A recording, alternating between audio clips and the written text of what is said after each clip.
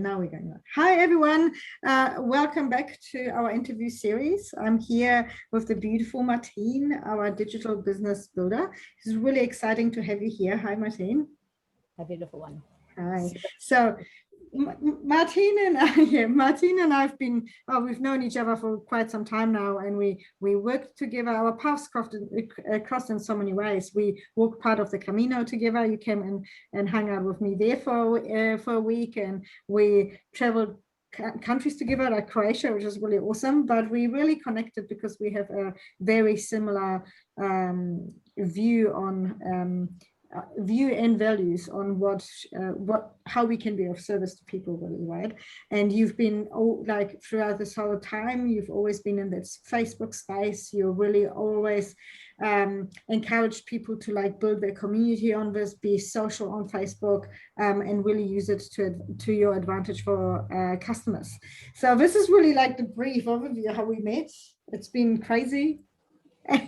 It's so crazy that we just had the conversation that both of us are moving, and we're both moving on the same day without even like we've never talked about it, right, for the whole last 12 months, and suddenly we're like, oh yeah, we're moving on the same day. So stars are very aligned. So welcome, Martiene. Share with us, why is Facebook your jam? Why is that the platform you like to hang out the most? It's such an interesting thing because being Maori, for me, you know, connection and community is always, it's part of my DNA, it's part of who I am. And so I believe that business is the modern tribe.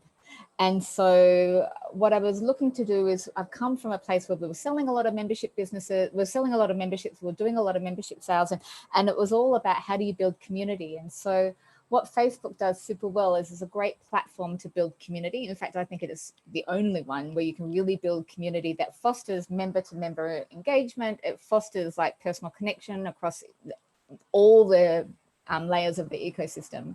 And it is still the biggest player. So I just think from that place, it really meets my need to connect with people in a really meaningful way. Awesome. So, okay. So Facebook, good for communities. I think we've already heard even from other perspectives, like, you know, you see LinkedIn experts all hosting their groups on Facebook and all these things, because they have even like the best functionality around connecting with community, right? 100%. And so I did a talk not very long ago, because it's actually like 6 different kinds of social channels. Let's see if I can remember them. Like you've got your social networking channels, which is a Facebook. Well, the difference between, say, Facebook, LinkedIn, and Twitter are your main 3 social networking. They're the original, where you can have person-to-person contact, engagement, and interaction. You've got your video channels, which are like your YouTube and your video based. You know, you've got your image channels, which is your Instagram and your Pinterest. You've got your blogging channels. How many is that? Oh, you've got your media channels, which is your TikTok and your Snapchat. And now we've got audio channels, right, which is your Clubhouse. But if you think about the capabilities, because people are like, I don't know where my people are. What is the message and how do you want to connect with people? And if you are wanting to build that space of growing community, then Facebook has the most robust opportunity for people to be able to do that. And that's why LinkedIn specialists are building their groups on Facebook, because Facebook was designed in this particular way. Absolutely. I think Facebook's the one platform that has been designed to connect every human being on the planet, right? In one form or another. And we now see that Facebook is buying off all the other platforms because they want the capability of being able to do it for everyone in every shape or form, right? So how many people, there's like 3 billion people or something on Facebook, isn't it? 4 billion people. 4 billion with a B people. And yeah, because that's huge, 4 billion active or monthly users. And even it's interesting. So I'll have my nephew who's 17 and, you know, he's all over the TikToks and the Snapchats and all the things, but he's like, oh, Facebook is dead, auntie. But he still will get on Facebook if there's an event, right? Because that's how they find all their mates, right? So it's like, oh, it may be dead, but you're still on it. So, hey. Yep. But even I was looking at some stats the other day in Australia, the average person logs into Facebook 29 times a week. Wow. That is nuts, right? So, okay, so we can establish that in reality, we can't really have an excuse to say our customer avatar is not on Facebook, because with 4 billion people, the chances are very high that they are on Facebook. 100%. Yeah, 100%. Yeah, I agree. Okay, so tell us a little bit about Facebook. How has it, like, how have you experienced through organic and, like in paid advertising? How have you experienced the evolution of Facebook? Mm-hmm. So Facebook has its own ecosystem, right? So you've got your personal profile. It's personal, right? It's where we build our initial connection. You've got your business page as part of the ecosystem. This is where every business should be focusing their time and their attention.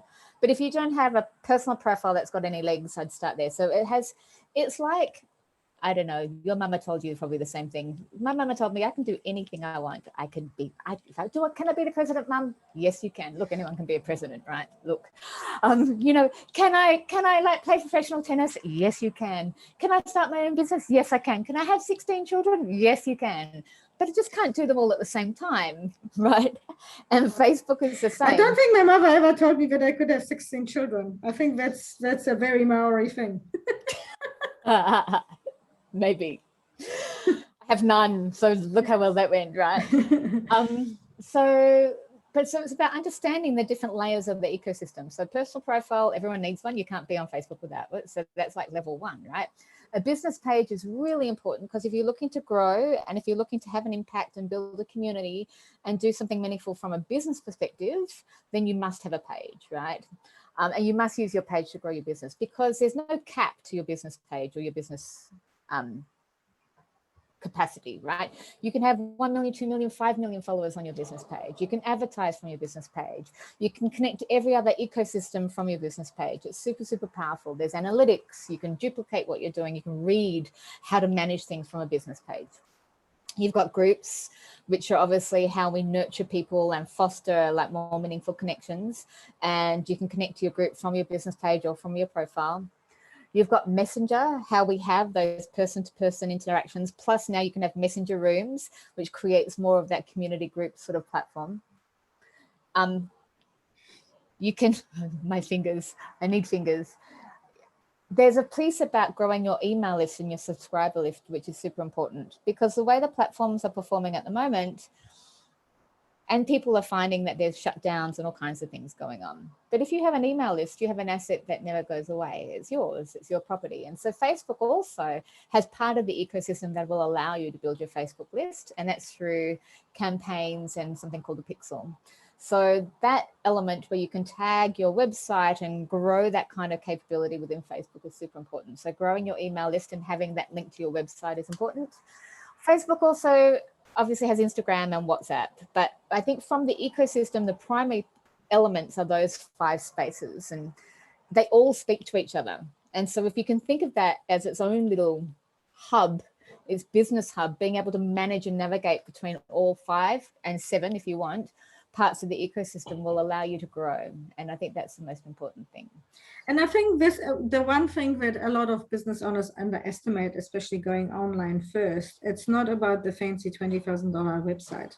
It's about being, your brand awareness and being seen, and you can't grow faster or be seen faster than in a social platform when you're interacting, right? But a lot of people will go and say, okay, great, I'll create myself a page, I'll create myself my profile and a community group, and then what? I mean, we can't just let the people hanging there, right? 100%. So I think it's twofold, right? And so the first thing is we have to understand that numbers can be just vanity metrics, right? Numbers are not necessarily real and true. And so people say, I'll be fine when I have like 10,000 followers because then I can do the swipe up. But if you don't have 100 perfect people as part of that network, you can grow a business with 100 of the right people, but you could have 10,000 of the wrong people and never actually grow your business. So we have to understand that building the right connections, having the right people following us and the right people in our circle is super, super important. So we have to try and remove the vanity metrics of, oh my God, my Facebook group has like 3,000 people in it and we aren't getting a billion leads a week, because that doesn't necessarily equate to having a great business. So the way to do that is twofold. We need to be consistent. So we need to post regularly. And by that, not just post a picture and a caption, but use all the layers of the platform. And the platform has so many opportunities for you to post, polls, status updates, bio updates, cover updates, posts, videos, lives, stories, questions, like all those things that we can post. Facebook loves it if you use their stuff, right? Loves it if you use all their toys. It's like, oh, look, there she is doing that thing. Look, there she is doing that thing. It loves it. So you want to be able to post regularly and consistency. And then the other part of that is it wants to see that you're actually connecting and engaging, that you're not just a seagull coming in, like dropping your stuff down, but actually not nurturing that relationship. So I think it's twofold. It's the content that you create, and then it's the engagement and the connection that you have with your audience that will allow you to grow. I love how you've just dived into the next thing, because my first question is, and I think a lot of people who are starting off online, and I just reflect back onto my journey. Before Steyn, I had the conversation with you, should I be on Instagram, right? Remember that conversation? And you guys started helping me to provide my Instagram feed, and I've been doing it ever since. And like my Facebook feed, and growing my community, which was quite funny that it all comes around. But my first instinct at the time was, oh my God, like I don't have time for this. If I'm spending all this time doing all these posts and these questions and the this and the that, then I'm not going to get to my own business, and I'm already busy enough. Well, it just depends on where we're at, right? Because in today's day, people go to the social platforms, maybe not as lead generation, but yes, that definitely happens. Sales definitely happen through the social platforms, but they go for proof. They go to build trust. And so where I might have someone will say, I've been posting every day for a month and I've had no sales. But those things build the relationship over time, right? So people, if they meet you, the first thing they're going to do is like, oh, I wonder what she's doing on Instagram, or I wonder what she's doing on Facebook. And they're going to go and look at the social platforms to build social proof, or they're going to look for social proof, and they're going to look to connect to the trust and the truth of who you are and what you're saying. And so the social profiles provide that. But being seen online doesn't mean that you have to like sell your soul to the platforms, and like you can schedule. So one of the things that we did together was being able to be super clear about how do you schedule something so that you get your time back. And I still have people now, like I've had a couple of clients even this week, they're on my team, I've just scheduled all of my content for the first time ever. I've got a whole month's worth of content scheduled. So now like that angst of like, oh my God, what will I post? How will I post it? What will I do? That's all gone. It's freed up space for the time investment of maybe 2 or 3 or 4 hours once a month. Literally that frees up your headspace to be able to connect with people in a deeper, more personal way. Absolutely. I love scheduling. I'm a little bit disappointed. Of course you do. Yes, I'm a little bit disappointed that groups, it's a little bit harder to schedule. So you can still schedule, but it's a little bit harder, right? And it's a little bit more time consuming, but I do love my scheduling tool. So I work at the moment on a different platform where you can schedule, and I have to post something every day at like that particular time in my community, and it's doing my head in because I'm like, every day I'm late. It's like, oh shit, I was supposed to do this, right? So it's like, so I'm at this stage now that I'm like, maybe I'm going to build a scheduling tool just for that platform, so that to make it easier for myself.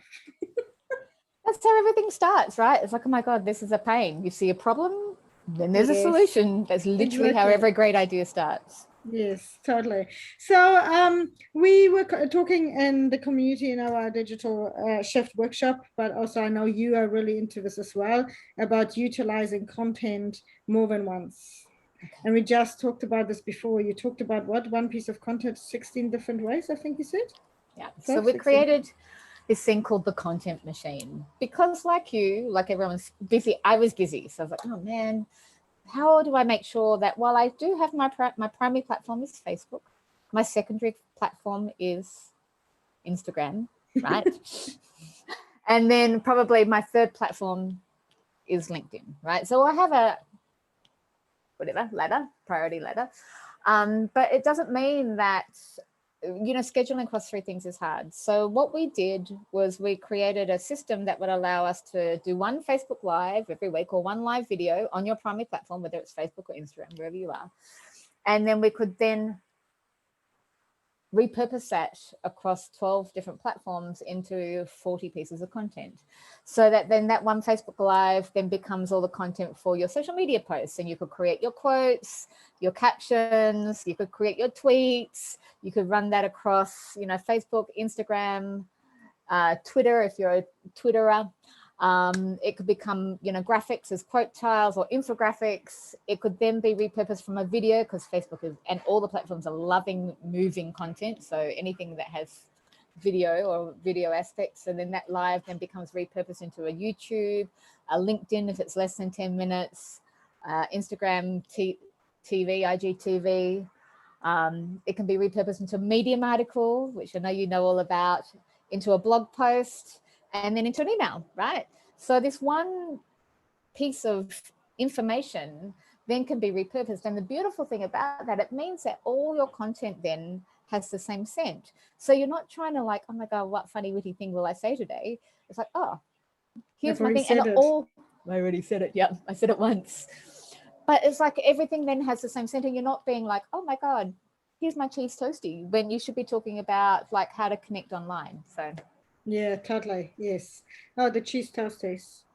You were the person who told me that I wasn't allowed to take photos just for the food for Spain. I'm like, but I want to. You're like, no, not all food shots. Not just the photos of the food. Yes, fair enough.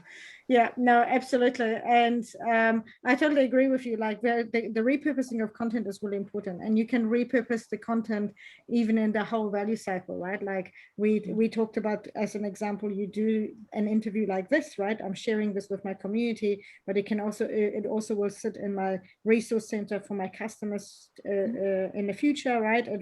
It can, some bits of this, what we've been just talking about, the new aha moments we had, will go then into posts of mine in my personal profile. So it can go through every layer, from followers to raving fans, about all these different things that you're doing together, right? And it's been really interesting. I noticed the people who I've been interviewing are all asking me to grab the URL for this interview so that they can share it then as well, right? Mm-hmm. So then it becomes this multi-purpose, multifaceted experience for everyone, where it just makes it nice and easy, and you don't have to do it by yourself and rethink content over and over and over again. Yeah, it's the thing, right? Because I created a course called Content That Connects, because, well, first of all, I never set out to be a marketer, which, you know, I fell into marketing. I never wanted to be a marketer. I think a lot of us do, right? Yeah. And then the piece is like, well, what makes me different, or what makes it different to everything else? And so part of that is a lot of marketers and a lot of gurus are selling or sharing templates. You know, I help such and such to do such and such, so that such and such, right? And so then, you know, create your post like this, copy and paste, blah, blah, blah. But what happens with that is that I find a lot of people, when they're, say, in the early stages of being seen online, are trying to duplicate what other people are doing. And while it's important to role model, it's also important to understand who you are and what the values you represent are, and why someone would connect with you. Because I wholeheartedly believe that we are an abundant world, and people connect with people. And so if we're trying to do what marketers are telling us to do, and we're not doing what is the authentic message that we're here to deliver, so that we can be of greater service to our clients, then there becomes this disconnect, and the essence of what we're saying falls short. It's like imposter syndrome, but in a bigger way. So this whole piece about how do you bring your values to life in your content, so when you speak, it really connects with people, and it connects with the people who are looking for you. Because I don't want to connect to everyone, because some people may think, oh God, that woman. And I could also think for them, oh God, that person. But, you know, for the right person, my tone, the layers of the tone, and all those things are important.